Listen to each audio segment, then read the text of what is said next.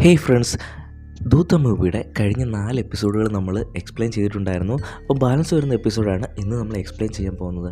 അപ്പോൾ ലാസ്റ്റ് എപ്പിസോഡിൽ സാഗറിൻ്റെ മകൾ അയാളുടെ മുന്നിൽ വെച്ച് മരണപ്പെടുകയായിരുന്നു. അപ്പോൾ അതിൻ്റെ മരണ ചടങ്ങുകളൊക്കെ തന്നെയാണ് അയാൾ ഈ എപ്പിസോഡിൻ്റെ ആദ്യമായിട്ട് ചെയ്തുകൊണ്ടിരിക്കുന്നത്. അപ്പോൾ അതെല്ലാം ചെയ്തുകൊണ്ടിരിക്കുന്ന സമയത്ത് ഫാമിലി എല്ലാം വളരെ വിഷമത്തോടെ ഇരിക്കുകയാണ്. ഇപ്പം ആ യെല്ലോ കളർ കോട്ടിട്ട ഒരാളില്ലേ, എല്ലായിടത്തും വന്നിങ്ങനെ നോക്കിക്കൊണ്ടിരിക്കുന്നത്, അയാൾ ഇവിടെയും വന്ന് ഇവനെ തന്നെ നോക്കിക്കൊണ്ടിരിക്കുന്നു. ഇത് സാഗർ കാണുന്നുണ്ട്. അവൻ ഇത്തവണ വിടുമെന്ന് തോന്നുന്നില്ല. അവൻ നേരെ അതിൻ്റെ പുറകിലേക്ക് ഓടുകയാണ്. എന്നാൽ സാഗർ ഓടി അതിൻ്റെ അടുത്ത് എത്തുമ്പം തന്നെ അവർ ബൈക്കിൽ കയറി പോയിട്ടുണ്ടായിരുന്നു. എന്നാൽ സാഗർ അവിടെ വെച്ച് ആ ബൈക്കിൻ്റെ നമ്പർ നോട്ട് ചെയ്യുകയും ചെയ്യുന്നു. ശേഷം സാഗറിൻ്റെ വീട്ടിലേക്ക് ഒരു കൊറിയർ വരുന്നതായിട്ട് കാണിക്കുന്നുണ്ട്. സാഗറിൻ്റെ വൈഫ് അത് പൊട്ടിച്ച് നോക്കുന്ന സമയത്ത് സാഗറിന് ഇതിന് മുന്നായിട്ട് അവൻ്റെ കൊച്ചു മരിച്ചു പോകുന്നൊക്കെ പറഞ്ഞൊരു മെസ്സേജ് വന്നിട്ടുണ്ടായിരുന്നല്ലോ, ജനിക്കാൻ പോകുന്നത്. അപ്പോൾ ആ കൊച്ചിനെയാണ് പാഴ്സൽ ചെയ്ത് അതിനകത്ത് വെച്ചിരിക്കുന്നത്. അവൾ ആകെ ഷോക്കാവുന്നുണ്ട്. അതിനകത്തൊരു ലെറ്ററും വെച്ചിട്ടുണ്ടായിരുന്നു. ഇത് സാഗറിൻ്റെ കുട്ടി തന്നെയാണ്, സംശയമുണ്ടെങ്കിൽ നിങ്ങൾക്ക് DNA ടെസ്റ്റ് എടുത്ത് നോക്കാമെന്നും അതിലെഴുതിയിട്ടുണ്ട്. ഇത് കാണുമ്പം അവൾ ആകെ ഷോക്കാവുന്നുണ്ട്. അങ്ങനെ സാഗർ അവിടേക്ക് വരുന്നുണ്ട്. അപ്പോൾ സാഗറിനോട് ചോദിക്കുന്നുണ്ട് ഇതൊക്കെ എന്താണെന്നുള്ളത്. അപ്പോൾ ഇത് DNA ടെസ്റ്റ് എടുക്കണോ വേണ്ടയോ എന്ന് അവനോട് ചോദിക്കുകയും ചെയ്യുന്നുണ്ട്. ഇത് ചോദിക്കുമ്പോൾ അവൻ പറയുന്നുണ്ട്, എന്നോട് ക്ഷമിക്കണം, എനിക്കൊരു അബദ്ധം പറ്റിയതാണ് എന്നൊക്കെ പറയുന്നുണ്ട്. അവളത് ക്ഷമിക്കാനായിട്ട് തയ്യാറല്ലായിരുന്നു. അവനെ അവിടെ നിന്നും അടിച്ചിറങ്ങുന്നു. അങ്ങനെ അവൻ അവിടെ നിന്നും ഇറങ്ങി നേരെ അവൻ്റെ അച്ഛൻ്റെ ഫാം ഹൗസില്ലേ അവിടേക്കാണ് പോകുന്നത്. അവൻ അവിടെ ചെന്നിട്ട് അവൻ്റെ അച്ഛനോടും അമ്മയോടും പറയുന്നുണ്ട്, എനിക്ക് പ്രധാനപ്പെട്ട ഒരു ജോലിയുണ്ട്, റൂമിലേക്ക് ആരും തന്നെ വരരുത് എന്ന് പറഞ്ഞിട്ട് റൂമിനുള്ളിൽ കയറി കഥ അടയ്ക്കുന്നുണ്ട്. എന്നിട്ട് ആ പേപ്പർ കടലാസൊക്കെ ഇല്ലേ അതെല്ലാം റൂം ഫുള്ളാக വലിച്ചിടുന്നുണ്ട്. എന്നിട്ട് അതിൽ നിന്നൊക്കെ എന്തെങ്കിലും കിട്ടുമോ എന്ന് വായിച്ചുകൊണ്ടിരിക്കുകയാണ്. ഈ നിമിഷം നമ്മളെ ആ ബ്ലൂ കളർ കോട്ടിട്ട് വരുന്നില്ലേ ആളാരാണെന്ന് റിവീൽ ചെയ്യുന്നുണ്ട്. അതൊരു ലേഡിയാണ്. അവർ ഈ ഹോണ്ടഡ് പ്ലേസ് ഒക്കെ ഇല്ലേ അതുപോലുള്ള സ്ഥലങ്ങളൊക്കെ റിസർച്ച് ചെയ്ത് വീഡിയോ എടുക്കുന്ന ഒരാളാണ്.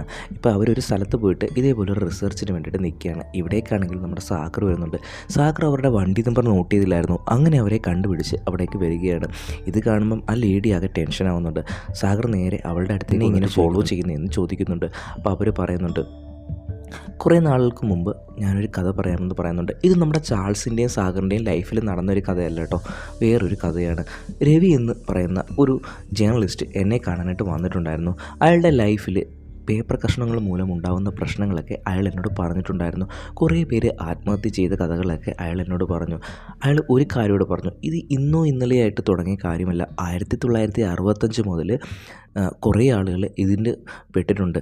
അപ്പോൾ അങ്ങനെ കുറേ ആളുകൾ മരിച്ചിട്ടുണ്ട് എന്ന് പറയുന്നുണ്ട്. അപ്പോൾ ഞാൻ ചോദിച്ചു, അതെന്താണ് ഇത്രയും അധികം ജേർണലിസ്റ്റ് ഉണ്ടായിട്ടും പർട്ടിക്കുലറായിട്ട് കുറച്ച് ആളുകളെ മാത്രം ഇത് ടാർഗറ്റ് ചെയ്തതെന്ന് ഞാൻ ചോദിച്ചു. അപ്പോൾ അയാൾ ഒരു ലിസ്റ്റ് വന്നു. അതിലൊരു 54 പേരുണ്ടായിരുന്നു. ഇതൊക്കെ അയാൾ കണ്ടുപിടിച്ച ആളുകളാണ്, കണ്ടുപിടിക്കാത്ത എത്രയോ ആളുകളുണ്ട് എന്ന് അയാൾ പറഞ്ഞിട്ടുണ്ടായിരുന്നു. ശേഷം ഞാൻ ഇതിനെക്കുറിച്ചൊന്ന് അന്വേഷിച്ചു. അപ്പോഴാണ് ഒരു കാര്യം മനസ്സിലായത്, ഈ ആളുകളെല്ലാം കറപ്റ്റഡായിട്ട ജേർണലിസ്റ്റുകളായിരുന്നു. എല്ലാവരും രാഷ്ട്രീയക്കാർക്ക് വേണ്ടിയൊക്കെ പ്രവർത്തിക്കുന്ന ആളുകളായിരുന്നു എന്നുള്ള കാര്യവും നിങ്ങളും അതിൽപ്പെട്ട ഒരാളായിരുന്നു. അത് കഴിഞ്ഞ് കുറച്ച് ദിവസങ്ങൾക്ക് ശേഷം അയാൾ എന്നെ ഫോൺ വിളിച്ചിട്ടുണ്ടായിരുന്നു. എന്നിട്ട് പറഞ്ഞു, ഞാൻ ഇനി ജീവിച്ചിരിക്കുമോ എന്നൊന്നും എനിക്കറിയില്ല എന്നുള്ള കാര്യങ്ങളൊക്കെ എന്നോട് പറഞ്ഞു. ഇതെല്ലാം റിവീൽ ചെയ്യണമെന്നും പറഞ്ഞു. അങ്ങനെ ഞാൻ അയാളെ തേടി എന്തെന്നറിയാതെ പെട്ടെന്ന് അയാളെ തേടി ഇറങ്ങുകയാണ് ചെയ്തത്. അങ്ങനെ അയാളെ കണ്ടുപിടിച്ചപ്പോൾ അയാൾ ഒരു ബിൽഡിങ്ങിൻ്റെ മുകളിൽ നിൽക്കുന്നതായിട്ടാണ് കാണുന്നത്. കണ്ട ഉടനെ അയാൾ എന്നോട് പറഞ്ഞു, നിങ്ങൾ ഇതിലേക്ക് വരരുതായിരുന്നു, നിങ്ങൾ ഇവിടെ നിന്ന് എത്രയും പെട്ടെന്ന് പോകണമെന്നൊക്കെ പറഞ്ഞ് ആ ബിൽഡിങ്ങിൻ്റെ മുകളിൽ നിന്നും താഴേക്ക് ചാടി മരിക്കുകയാണ് ചെയ്തത്. കയ്യിലൊരു പേപ്പർ കഷ്ണം ഉണ്ടായിരുന്നു. ആ പേപ്പർ കഷ്ണം നോക്കിയപ്പം അതിനകത്ത് എഴുതിയിരുന്നത്, ഇതിൽ സംബന്ധപ്പെട്ട ഈ ലേഡി ഉടനെ മരിക്കാൻ പോവുകയാണ് എന്നായിരുന്നു എഴുതിയിരുന്നത്. പക്ഷേ എന്തോ ഭാഗ്യമെന്നറിയില്ല, ഞാനിതുവരെ എനിക്ക് ഒന്നും തന്നെ സംഭവിച്ചില്ല. പക്ഷേ എൻ്റെ ലൈഫിലൊട്ടും മറക്കാൻ പറ്റാത്ത കാര്യങ്ങളൊക്കെ തന്നെയായിരുന്നു ഇത് എന്ന് അവൾ പറയുന്നുണ്ട്. അതിനുശേഷം ഇത് സംബന്ധപ്പെട്ട ആളുകളെയൊക്കെ ഞാൻ തിരക്കുന്നുണ്ടായിരുന്നു. അങ്ങനെയാണ് എനിക്ക് ചാൾസിനെ അറിയാനായിട്ട് സാധിച്ചത്. ചാൾസിൻ്റെ ലൈഫിൽ എന്തൊക്കെയോ നടക്കുന്നുണ്ട് എന്ന് എനിക്ക് മനസ്സിലായി. പക്ഷേ അടുത്തേക്ക് പോയി കഴിഞ്ഞാൽ ഇത് എന്നെയും ബാധിക്കുമോ എന്ന് എനിക്ക് പേടിയുണ്ടായിരുന്നു. അതുകൊണ്ട് ദൂരെ നിന്ന് ഇതെല്ലാം ഞാൻ നോക്കുകയായിരുന്നു. അങ്ങനെ ഒരു ദിവസം നിങ്ങളുടെ വണ്ടി ആക്സിഡൻ്റ് ആയിട്ടുള്ള കഥയൊക്കെ ഞാൻ അറിഞ്ഞിട്ടുണ്ടായിരുന്നു. അങ്ങനെ നിന്നെയും ഞാൻ ഫോളോ ചെയ്യാനായിട്ട് തുടങ്ങി. അപ്പോഴാണ് മനസ്സിലായത് നിൻ്റെ ലൈഫിലും ഇതൊക്കെ തന്നെയാണ് നടക്കുന്നതെന്ന് മനസ്സിലായത്. നീയും കറപ്റ്റഡായിട്ടുള്ള ഒരു ജേർണലിസ്റ്റാണ്. നീ ഒരു രാഷ്ട്രീയക്കാരൻ്റെ കൈക്കൂലിയായിട്ടല്ലേ വർക്ക് ചെയ്യുന്നത്. അയാൾ ചെയ്യുന്ന കാര്യങ്ങളെല്ലാം നീ മറച്ചു വെക്കുന്നുണ്ടായിരുന്നു എന്ന് അയാളോട് പറയുന്നുണ്ട്. അപ്പോൾ സാഗർ പറയുന്നുണ്ട്, ഇത് റിലേറ്റഡായിട്ട് വിഷയങ്ങളൊക്കെ ഉണ്ടാവുകയാണെങ്കിൽ എന്നെയാണ് ബാധിക്കേണ്ടത്, പക്ഷേ എൻ്റെ ഫാമിലി എന്തിനാണ് ഇങ്ങനെ ടോർച്ചർ ചെയ്യുന്നതെന്നൊക്കെ. ഇപ്പോൾ അപ്പോൾ അവളൊരു ഫയലെടുത്ത് കാണിക്കുന്നുണ്ട്. സാഗർ ആ ഫയൽ നോക്കുന്ന സമയത്ത് അതിൽ ക എന്ന ലെറ്റർ മാത്രം തലതിരിഞ്ഞായിരുന്നു ഉണ്ടായിരുന്നത്. അപ്പോൾ സാഗർ ഇപ്പോൾ അവളോട് ഹെൽപ്പ് ചെയ്യുന്നുണ്ട്, ഇത് കണ്ടുപിടിക്കാൻ സഹായിക്കുമെന്ന്. അങ്ങനെ അവർ രണ്ടുപേരൂടെ ഒരു ആളുടെ അടുത്തേക്ക് ചെല്ലുകയാണ്. അയാൾ അവിടെ നിന്നിട്ട് ആ ക ലെറ്റർ നോക്കിയിട്ട് പറയുന്നുണ്ട്, ഇത് 90s പ്രിൻ്റ് ചെയ്ത ഒരു പ്രിൻറ്റിങ് മെഷീൻ്റെയാണ്, ഇപ്പോഴിത് നിലവിലില്ല എന്നൊക്കെ പറഞ്ഞ് ഒന്നുകൂടെ ഒന്ന് ചെക്ക് ചെയ്യാമെന്ന് പറഞ്ഞ് അയാൾ ഉള്ളിലേക്ക് പോകുന്നുണ്ട്. ഈ സമയം ആ ലേഡിക്കൊരു കോൾ വരികയാണ് അവരുടെ ഒരു എപ്പിസോഡ് കംപ്ലീറ്റ് ചെയ്യാനായിട്ട്. അപ്പോൾ കുറേ നാളായിട്ട് പെർമിഷൻ കിട്ടാതിരുന്ന സ്ഥലത്ത് പെർമിഷൻ കിട്ടിയിട്ടുണ്ട്, ഉടനെ വാ എന്നാണ് പറയുന്നത്. അങ്ങനെ അവൾ അവിടെ നിന്നും പോകുന്നുണ്ട്. അപ്പോൾ ഉള്ളിലേക്ക് പോയ ആൾ തിരിച്ചു വരുന്നുണ്ട്. എന്നിട്ട് അയാൾ പറയുന്നുണ്ട്, ഇത് 1960 പ്രിൻ്റ് ചെയ്ത ഒരു ഇതാണ് ക എന്ന് പറയുന്നത്, അന്നുള്ള ആളുകൾക്ക് ഒരു കോഡ് ഭാഷ പോലായിരുന്നു ഇത് ഉപയോഗിച്ചിരുന്നതെന്നൊക്കെ പറയുന്നുണ്ട്. അപ്പോൾ സാഗർ അതെല്ലാം നോക്കുന്നുണ്ട്. അങ്ങനെ അവന് മനസ്സിലാവുന്നുണ്ട് ഇത് ദൂത എന്ന് പറയുന്ന ഒരു പത്രത്തിൻ്റെയാണ് എന്ന് അവന് മനസ്സിലാവുന്നുണ്ട്. അവൻ അതിൻ്റെ ഫോട്ടോയൊക്കെ എടുക്കുന്നുണ്ട്. ഇൻ്റർനെറ്റിലൊക്കെ നോക്കിയിട്ട് അന്ന് സത്യമൂർത്തി എന്ന് പറയുന്ന ഒരാളായിരുന്നു ഇതിൻ്റെ ഓണർ എന്നൊക്കെ അവൻ മനസ്സിലാക്കുന്നുണ്ട്. ശേഷം അത് തേടി അവ ഇറങ്ങുകയാണ്. നന്നായിട്ട് തന്നെ മഴ പെയ്യുന്നുണ്ട് ഇപ്പോൾ പുറത്ത് 2 കുട്ടികൾ പേപ്പർ കൊണ്ട് ബോട്ടുണ്ടാക്കി വെള്ളത്തിലൂടെ ഒഴുക്കി കളിക്കുകയാണ്. ഇത് സാഗർ കാണുന്നുണ്ട്. സാഗറിന് എന്തോ ഒരു ഡൗട്ട് അടിക്കുകയാണ്. അവനതിൽ ആ ബോട്ടിൻ്റെ പേപ്പർ കഷ്ണം എടുത്തിട്ട് ഓപ്പൺ ചെയ്ത് നോക്കുന്ന സമയത്ത് ഒരു ട്വിസ്റ്റ് എന്തെന്ന് വെച്ചാൽ, അവനെ വിട്ടിട്ട് ഇപ്പോൾ പോയില്ലേ ഒരു ലേഡി, അവരുടനെ മരിക്കാൻ പോവുകയാണ് എന്നാണ് അതിൽ എഴുതിയിരിക്കുന്നത്. അവനുടനെ അവരെ വിളിച്ചു നോക്കുന്നുണ്ട്, പക്ഷേ അവർ ഫോൺ എടുക്കുന്നില്ല. പെട്ടെന്ന് നമ്മളെ അവരെ കാണിക്കുകയാണ്. അപ്പോൾ അവരാണെങ്കിൽ ഹോണ്ടഡ് ആയിട്ടുള്ള ഒരു പ്ലേസിലേക്ക് പോയിക്കൊണ്ടിരിക്കുകയാണ്. അവിടെ ആരും തന്നെ ഇല്ല. അപ്പോൾ അവരുടെ കയ്യിൽ ഒരു ചെറിയൊരു മെഷീനുണ്ട്. അപ്പോൾ അതിൽ ഫ്ലാഷ് ബ്ലിങ്ക് ചെയ്യുകയാണെങ്കിൽ അവിടെ എന്തോ നെഗറ്റീവ് എനർജി ഉണ്ട്, പ്രേതം അങ്ങനെയുള്ള എന്തൊക്കെയോ ഉണ്ട് എന്നാണ് അതിനർത്ഥം. അവരത് നോക്കുന്നുണ്ട്, പക്ഷേ അത് ബ്ലിങ്ക് ഒന്നും ചെയ്യുന്നില്ല. പെട്ടെന്ന് അവരുടെ ഫോൺ അടിക്കുകയാണ്. അപ്പോൾ ഫോണിൽ ഒരാൾ വിളിച്ചിട്ട് പറയുന്നുണ്ട്, ഞാൻ അതിൻ്റെ ബാറ്ററി ആയിരുന്നു ഇട്ടിരിക്കുന്നത്, നീ അത് മറന്നുപോയോ എന്ന് ചോദിക്കുന്നുണ്ട്. അവർ പെട്ടെന്ന് ബാറ്ററിയൊക്കെ ഇട്ട് നോക്കുകയാണ്. അപ്പോഴാണ് ആ ഫ്ലാഷ് പറന്ന് അടിക്കുകയാണ് ചെയ്യുന്നത്. അവിടെ എന്തോ ഉണ്ടെന്ന് അവൾക്ക് മനസ്സിലായി. അവൾ അവിടെ നിന്ന് രക്ഷപ്പെട്ട് പോകാനായിട്ട് നോക്കുന്നുണ്ട് പെട്ടെന്ന്. പക്ഷേ കുറേ കമ്പിയിലൊക്കെ പെട്ട് അവൾ അവിടെ വെച്ച് കൊടൂരമായിട്ട് മരിക്കുകയാണ്. സാഗർ അപ്പോഴേക്കും അവിടെ എത്തുന്നുണ്ട്, പക്ഷേ ഫുള്ള് ബ്ലഡാണ് കിടക്കുന്നത്. ഇത് കാണുമ്പോൾ അവനാകെ തരിച്ചു പോവുകയാണ്. ഇപ്പം നമ്മളെ ക്രാന്തിയെ കാണിക്കുകയാണ്. ക്രാന്തിയാണെങ്കിൽ സാഗറിൻ്റെ ഏരിയയിൽ പോയിട്ട് ഒരു നായിയൊക്കെ കുഴിച്ചെടുത്തിട്ടുണ്ടായിരുന്നല്ലോ. അപ്പോൾ അതിൻ്റെ കുറേ ഫോട്ടോസൊക്കെ വെച്ചിട്ട് അവിടെ കൂടെ ഉണ്ടായിരുന്ന പോലീസുകാരോട് സംസാരിച്ചുകൊണ്ടിരിക്കുകയാണ്. അവനെന്തോ ബ്രില്യൻ്റ് ആയിട്ടുള്ള പ്ലാൻ എന്തോ ചെയ്തിട്ടുണ്ട്, ഇതിൻ്റെ ഇടയിൽ നമുക്ക് എന്തോ മിസ് ഔട്ട് ആയിട്ടുണ്ട് എന്നൊക്കെ പറഞ്ഞ് ഫോട്ടോയൊക്കെ എടുത്ത് വെച്ചുകൊണ്ടിരിക്കുകയാണ്. അപ്പോഴാണ് അന്ന് നമ്മുടെ സാഗർ ചെയ്ത എന്താണെന്നുള്ള കാര്യം കാണിക്കുന്നത്. സാഗർ നായെ കുഴിച്ചിടുന്നതിന് മുന്നായിട്ട് തന്നെ ആ ലോറി ഡ്രൈവറെ അവിടെ കുഴിച്ചിട്ടുണ്ടായിരുന്നു. അതിനുശേഷം ഇവർ പിടിക്കാതിരിക്കാനാണ് മണ്ണിട്ട് അതിൻ്റെ മുകളിൽ നായെ കുഴിച്ചിട്ടത്. ഇപ്പം നമ്മളെ ക്രാന്തി ക്രാന്തി പറയുന്നുണ്ട്, അവൻ വളരെയധികം ബ്രില്യൻ്റാണ്, അതിൻ്റെ അടിയിൽ സത്യമായിട്ടും എന്തോ ഉണ്ട്, അപ്പം നമുക്ക് അത് എന്താണെന്ന് കണ്ടുപിടിക്കണം. നമ്മൾ ആ നായെ കണ്ടുകൊണ്ട് തന്നെ അവിടെ കുഴിക്കുന്നത് നിർത്തിയാണ് ചെയ്തത്. പക്ഷേ ഒരുപാട് ആഴത്തിലേക്കല്ലേ അത് കുഴിച്ചിരുന്നത്. അപ്പോൾ അതിനകത്ത് എന്തോ തീർച്ചയായിട്ടുണ്ട്, നമുക്കിപ്പോൾ തന്നെ അതിനുള്ള പണികളൊക്കെ നോക്കണമെന്ന് കൂടെ ഉണ്ടായിരുന്ന പോലീസുകാരോട് പറയുന്നു. അങ്ങനെ സാഗർ ആ ദൂത എന്ന് പറയുന്ന പത്രമില്ലേ അതിനെക്കുറിച്ച് കൂടുതൽ അന്വേഷിക്കാനായിട്ട് ഇറങ്ങുകയാണ്. അങ്ങനെ ഒരു വീട്ടിലേക്ക് ചെല്ലുന്നുണ്ട്. അപ്പോൾ അവിടേക്ക് ചെല്ലുമ്പോൾ കാണുന്നത് സാഗറിൻ്റെ അടുത്തേക്ക് ഇൻറ്റേൺഷിപ്പ് ചെയ്യാനായിട്ട് ഒരു പയ്യൻ വന്ന് റെസ്യൂമൊക്കെ കൊടുത്തിട്ടുണ്ടായിരുന്നല്ലോ, ആ പയ്യനാണ് അവിടെ. അപ്പോൾ അവൻ ചോദിക്കുന്നുണ്ട്, എന്താണ് സാർ ഇവിടെ എന്നൊക്കെ ചോദിക്കുകയാണ്. അപ്പോൾ സാഗർ ഈ സത്യമൂർത്തിയെക്കുറിച്ചും ദൂതയെക്കുറിച്ചും ഒക്കെ ചോദിക്കുന്നുണ്ട്. അപ്പം നമ്മളുടെ ആ പയ്യനാണെങ്കിൽ അതിനെക്കുറിച്ച് കൂടുതൽ ഡീറ്റെയിലൊക്കെ കുറേ കാര്യങ്ങൾ പറയുന്നുണ്ടായിരുന്നു. പക്ഷേ അദ്ദേഹം ഒന്നും ഇപ്പോൾ ഇല്ല, ദൂതയെല്ലാം നിർത്തിയതാണ് എന്നൊക്കെ പറയുന്നുണ്ട്. അപ്പോൾ അവിടേക്ക് ഒരാൾ കൂടി വരികയാണ്. എന്തെന്ന് വെച്ചാൽ നമ്മളുടെ സാഗറിൻ്റെ അടുത്ത് നിന്ന് ജോലി ആവശ്യമില്ല എന്ന് പറഞ്ഞ ഒരാൾ ഇറങ്ങിപ്പോയിട്ടുണ്ടായിരുന്നല്ലോ, മൂർത്തി എന്ന് പറയുന്ന ആൾ. അയാളുടെ മകനാണ് ഇപ്പോൾ അവിടെ നിന്ന് സംസാരിച്ചുകൊണ്ടിരുന്നത്. അയാളുടെ വീടാണ് ഇത്. അപ്പോൾ അയാൾ സാഗറിനോട് ചോദിക്കുന്നുണ്ട്, നിനക്കെന്താടാ ഇവിടെ കാര്യം, എൻ്റെ അച്ഛനെക്കുറിച്ച് അന്വേഷിക്കണോ നീ വന്ന്, ഇപ്പോൾ തന്നെ നീ ഇവിടെ നിന്ന് ഇറങ്ങണമെന്ന് പറയുന്നുണ്ട്. ഉടനെ സാഗർ പറയുന്നുണ്ട്, നിങ്ങളെല്ലാം ഉപേക്ഷിച്ച് ഈ പബ്ലിക്കേഷനെ ഉപയോഗിച്ച് ഇറങ്ങിപ്പോയ അയാളാണോ നിനക്ക് വലിയ ആൾ എന്ന് ചോദിക്കുന്നുണ്ട്. ഞാൻ ചെയ്തതെല്ലാം നിനക്ക് തെറ്റാണല്ലേ എന്ന് സാഗർ ചോദിക്കുകയാണ്. അപ്പോൾ അയാൾ പറയുകയാണ്, എൻ്റെ അച്ഛൻ ഇറങ്ങിപ്പോയതാണെന്നുള്ള കാര്യം നിന്നോട് ആരാടാ പറഞ്ഞതെന്ന് ചോദിക്കുന്നുണ്ട്. സാഗർ പറയുകയാണ്, ഞാൻ ഇതെല്ലാം ഓൺലൈനിൽ വായിച്ചതാണ് എന്ന് പറയുന്നുണ്ട്.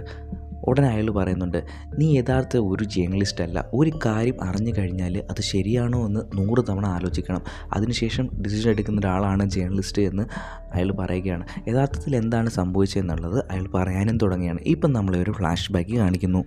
ഇപ്പം നമ്മളെ 90s ഒരു ഫംഗ്ഷൻ കാണിക്കുകയാണ്. ദൂത പബ്ലിക്കേഷൻ്റെ ഒരു ഫംഗ്ഷനാണിത്. ഇപ്പം സത്യമൂർത്തിയെ കാണിക്കുന്നുണ്ട്. അദ്ദേഹത്തിൻ്റെ ഒരു ഫ്രണ്ടാണ് അവിടുത്തെ MLA. അയാൾ ഒരുപാട് നല്ല കാര്യങ്ങളൊക്കെ ചെയ്യുന്ന ഒരാളാണ്. അതുകൊണ്ട് തന്നെ ഇയാളെക്കുറിച്ച് ഒരുപാട് കാര്യങ്ങളൊക്കെ ദൂത പത്രത്തിൽ വരുന്നുണ്ട്. ഇപ്പോൾ അവിടെ ഭൂപതി എന്ന് പറയുന്ന ഒരാളെയും കാണിക്കുന്നുണ്ട്. ദൂത പത്രമില്ലേ അതിൻ്റെ പബ്ലിക്കേഷന് വേണ്ടി സപ്പോർട്ട് ചെയ്യുന്ന ഒരാളാണ് അത്.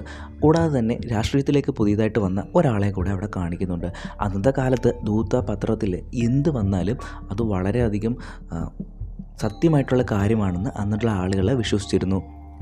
ഇപ്പോൾ സത്യമൂർത്തിയും ഭൂപതിയുടെ കാറിൽ വന്നുകൊണ്ടിരിക്കുകയാണ്. അപ്പോൾ സത്യമൂർത്തിയുടെ അടുത്ത് ഭൂപതി പറയുന്നുണ്ട്, സാറ് കുറേ നാളായിട്ട് പറയുന്നുണ്ടായിരുന്നല്ലോ തിരുപ്പതി പോകുന്ന കാര്യമൊക്കെ. ഇപ്പോൾ കുറേ ബിസി ആയതുകൊണ്ട് തന്നെ അതൊന്നും ചെയ്യാനായിട്ട് സാധിച്ചില്ലല്ലോ. സാറ് വേഗം തന്നെ പോയിട്ട് വരാനായിട്ട് ഫാമിലിയായിട്ട് പോയിട്ട് വരാനൊക്കെ പറയുന്നുണ്ട്. അപ്പം സത്യമൂർത്തി പറയുകയാണ്, അങ്ങനെ പോവുകയാണെന്നുണ്ടെങ്കിൽ പബ്ലിക്കേഷൻസൊക്കെ ആര് നോക്കും, നിന്നെ കൊണ്ട് ഒറ്റയ്ക്ക് നോക്കാൻ സാധിക്കുമോ, തിരക്കൊക്കെ അല്ലേ എന്ന് ചോദിക്കുന്നുണ്ട്. അപ്പോൾ അയാൾ പറയുന്നുണ്ട്, അതൊന്നും ഒരു കുഴപ്പമില്ല, കുറച്ച് ദിവസത്തെ കാര്യമല്ലേ, ഞാൻ തന്നെ മാനേജ് ചെയ്തോളാം എന്ന് പറയുന്നുണ്ട്. അങ്ങനെ സത്യമൂർത്തി പോകാനായിട്ട് തീരുമാനിക്കുകയാണ്. ഇപ്പം ഭൂപതിയും അതുപോലെ തന്നെ ആ രാഷ്ട്രീയക്കാരനായിട്ട് പുതിയതായിട്ട് വന്നില്ലായിരുന്നു, അയാളുടെ ചക്രവാണി എന്നാണ് അയാളുടെ പേര്, അയാളോട് ചേർന്നിട്ട് വലിയൊരു പ്ലാനാണ് ഇട്ടിരുന്നത്. അതിൻ്റെ ഫസ്റ്റ് സ്റ്റെപ്പാണ് ഇയാളെ ഇവിടെ നിന്ന് മാറ്റി നിർത്തുക എന്നുള്ള കാര്യം. അപ്പോൾ അങ്ങനെ അവർ രണ്ടുപേരുടെ പ്ലാൻ ചെയ്തിട്ട് സത്യമൂർത്തി അവിടെ നിന്ന് മാറ്റി നിർത്തുന്നുണ്ട്.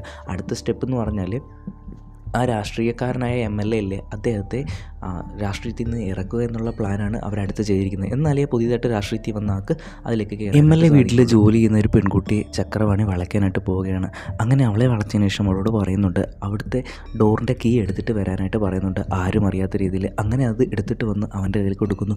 അവനൊരു ഡ്യൂപ്ലിക്കേറ്റ് കീ ഉണ്ടാക്കുന്നുണ്ട്. ശേഷം ആ പെൺകുട്ടിയെ വെള്ളത്തിൽ മുക്കി അയാൾ കൊല്ലുകയാണ്.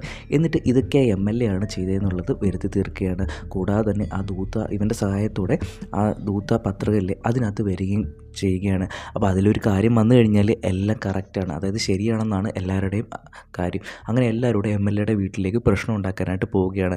ഇതിന് മുന്നാടിയായിട്ട് തന്നെ ചക്രവാണി അവിടെ വന്ന് അവൻ്റെ കയ്യിൽ ഡ്യൂപ്ലിക്കേറ്റ് കീ ഉണ്ടായിരുന്നല്ലോ, അതുപയോഗിച്ച് തുറന്ന് MLA അവിടെ കൊന്നതിന് ശേഷം ആത്മഹത്യ ചെയ്തു എന്നുള്ള രീതിയിൽ അവിടെ കെട്ടിത്തൂക്കിയിട്ടേക്കാണ്. എന്നിട്ട് ആ ഡോർ ലോക്ക് ചെയ്തിട്ട് പുറത്ത് വന്നിട്ടുണ്ടായിരുന്നു. അപ്പോൾ ഇതെല്ലാം ഉള്ളതാണെന്നുള്ള കാര്യം പത്രത്തിലെല്ലാം ഇവരെ അച്ചടിക്കുകയും ചെയ്യുകയാണ്. ഈ സമയത്ത് സത്യമൂർത്തി തിരുപ്പതിയിൽ നിന്ന് തിരിച്ച് അവിടേക്ക് വരികയാണ്. സത്യമൂർത്തി തിരിച്ച് വന്നതിന് ശേഷം അവിടെ അവരുടെ കൂടെ ജോലി ചെയ്തിരുന്നേ അവരോടൊക്കെ പോയി ചോദിക്കുന്നുണ്ട് എന്താണ് സംഭവിച്ചതെന്നുള്ള കാര്യം. അപ്പോൾ ഭൂപതി എല്ലങ്ങളെല്ലാം പുറത്താക്കി. അതിനുശേഷം ഇങ്ങനെയുള്ള കാര്യങ്ങളൊക്കെ എഴുതാനായിട്ട് തുടങ്ങി. പ്രസ്സൊക്കെ നമ്മുടെ കൺട്രോൾ വിട്ടു പോയി എന്നുള്ള കാര്യം ഇവനോട് പറയുന്നുണ്ട്. അവൻ വേഗമായിട്ട് ഭൂപതി കാണാനായിട്ട് ഓടുകയാണ്. അവിടേക്ക് ചെല്ലുന്ന സമയത്ത് അവിടെ ഭൂപതിയും ചക്രവാണിയും അതുപോലെ ഒരു പോലീസുകാരനും അവിടെ ഉണ്ടായിരുന്നു. അപ്പം ഭൂപതിക്ക് ആ പ്രസ്സൊക്കെ സ്വന്തമായിട്ടൊരു പ്രസ് തുറന്നതാണ് ആഗ്രഹം. അതൊക്കെ അവിടെ നിന്ന് സംസാരിക്കുന്നത് ഇവൻ കേൾക്കുന്നുണ്ട്.